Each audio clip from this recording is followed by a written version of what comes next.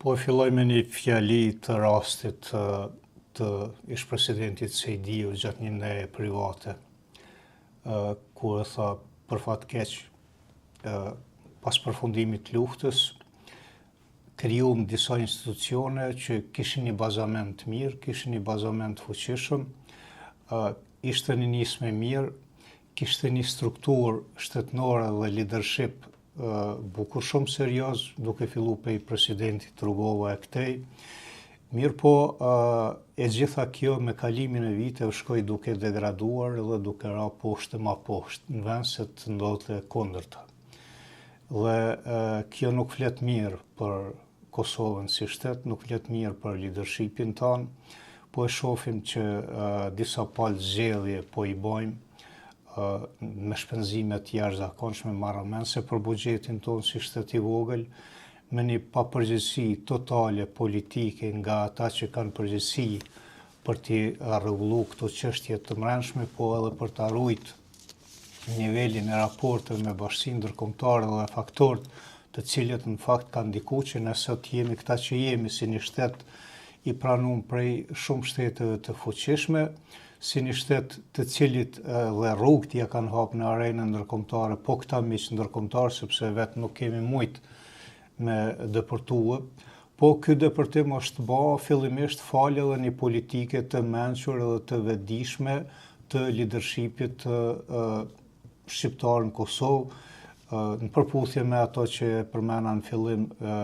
që kishte thonë edhe presidenti Sejdiu, pra ishin të përgjegjshëm, ishin vetëdijshëm se kanë shumë punë dhe detyra të mbrëmshme për të ndërtuar institucionet të vendit, prej strukturës së përgjithshme qeveritare, presidenciale, parlamentit e tjera, deri tek strukturat e mbrojtjes dhe të sigurisë, dhe e gjitha filloi me zhvillimin hap pas hapi. Ata kanë qenë të vetëdijshëm që nuk bëhet gjithçka për një herë, prandaj kanë koordinuar mirë edhe me Bashkinë Ndërkombëtare dhe me atë koordinim gradual i kanë arrit ato që i kemi sot. Po të fillonin ata që në start me atë mendësinë se na jemi tash shtet dhe na bëjmë këtu, vendosim këtu pa ju, pa mendimin e ju, pa ndihmën e ju, se kemi drejt, sepse faktikisht kemi drejt, na kemi pas drejt edhe për liri edhe para lufte. Po nuk e patëm atë liri se s'ta jep kërkush atë liri qysh don ti dhe nuk ta fal, duhet punë, duhet angazhim. Po punë dhe angazhimi nuk bëhen vetëm këso rrethandash, sepse nuk ka asnjë popull spaku në histori ato që e dim edhe që kemi lexuar që është zhvilluar edhe ka arrit nivelin ku e ka sot të kënaqshëm vetëm me forcat e veta pa e ndihmuar dikush. Ne këto vitet e fundit sikur kemi filluar me u ni komod me këto çka është arrit, edhe pa marrë parasysh që unë besoj shumë që nuk është naiv as kryeministri, as presidentja e Kosovës, po flas për ish strukturën aktive që ishte në pushtet, e që nuk i din rrethanat. Mirë po duke e ditë që Kosova tash në aspektin e sigurisë në farë forme është e sigurt prej ndonjë sulmi prej jashtë për shkak të prezencës së NATO-s, këta kanë filluar me u marrë me disa interesa të ngushta personale, interesa grupore, qysh me met sa ma gjatë në pushtet, qysh me përfitu sa ma gjatë, qysh me tërhiq afër vete njerëz që kanë edhe fuqi kapitali financiar dhe kështu me kriju një farë strukture personale ose të ati grupit caktuar të fuqishme edhe ekonomike. Në këtë mënyrë po tentohet që të krijohet një forcë e cila më pastaj s'mund të luftohet me mjete demokratike, sepse është shumë problem. Ajo sigurisht që do të luftohet një ditë edhe me mjete demokratike, por me shumë pasoja më vonë, dhe kjo mënyrë e mbijetesës, unë do të thoja në mënyrë të pandershme të strukturave politike në pushtet, në fakt po e dëmton Kosovën në raport me faktorin ndërkombëtar i cili ka qenë partneri fuqishëm në shtetëndërtim. Po them partneri fuqishëm sepse ju e dini mirë, e dini edhe opinionin, mbase gjeneratat e reja kanë filluar të mos e kuptojnë këtë, por në luftën e fituar bashkë me partnerin ndërkombëtar, me seriozitetin që e pat ushtria qërimtare e Kosovës dhe që e tregoj në kashim me faktorin ndërkombëtar, edhe pse në fillim e quajtën organizatë terroriste, po këta faktor, por kur po që ka një seriozitet, ata u ofrun. Pra kjo është një shembull qysh duhet me punu me faktorin ndërkombëtar për me ecë përpara. Po kemi shembull edhe sot sa dush në botë. E kemi Izraelin,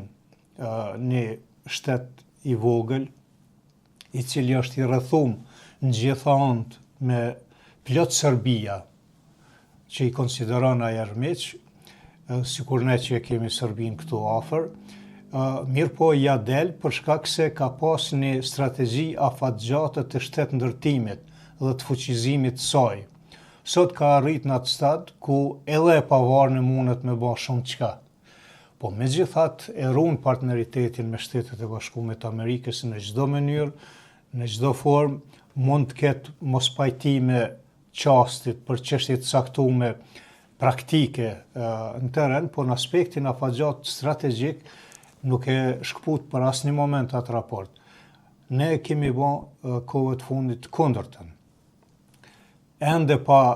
qëndru mirë në kampë tona, sepse na institucionet e sigurisë i kemi në zhvillim e sipër, nuk i kemi përmbyll atë stadin e zhvillimit të institucionet e sigurisë si duhet ta ketë një shtet. Kemi filluar me u ndi që jemi një farë superfuqi edhe që nuk kemi nevojë për askënd, po e vërteta është krejt ndryshe. Tani po duket që në këto konflikte të mëdha, sidomos që kanë bojnë me Iranin dhe me Ukrainën, kanë të dridhen edhe shtetet të fuqishme. Njihet shumë e kërcënuar e rrezikuar edhe Britania, mollë një superfuqi, po ashtu Gjermania dhe Franca, Italia, e ku jemi na pastaj në krejt këtë mozaik. Dhe ne edhe ma tutje vazhdojmë me politikat pa përgjithshme, nuk mund ta zgjellim një president, nuk mund të vendosim për gjëra elementare që do të duhet të jenë zakonshme për një shtet, edhe të cilat në fakt nuk do të duhet vrehen fare në arenën ndërkombëtare se çka po ndodh. Po tash i ka dalë rënë edhe bashkisë ndërkombëtare me u marrë me ne. Për shkak se po tregohemi jo serioz në rand parë me vetveten, pastaj edhe me partnerët.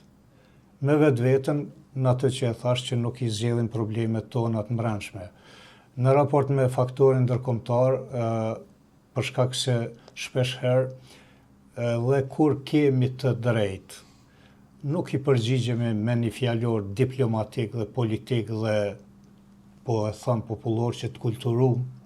mirë po e thoj me një vrasësi. Edhe ajo vrasësi shumë lehtë regjistrohet tek fuqitë e mëdha, edhe metet afatgjatë regjistruar me aty, sepse ti një faktor i cili je mvarë deri sot prej tyne, edhe ke mri deri këtu ku ke mri falë ndihmesës dhe mbështetjes tyne e cila është prezente edhe sot. Ti tani nuk po gjen edhe një fjalor me shpreh ato që don me shpreh para faktorit ndërkombëtar.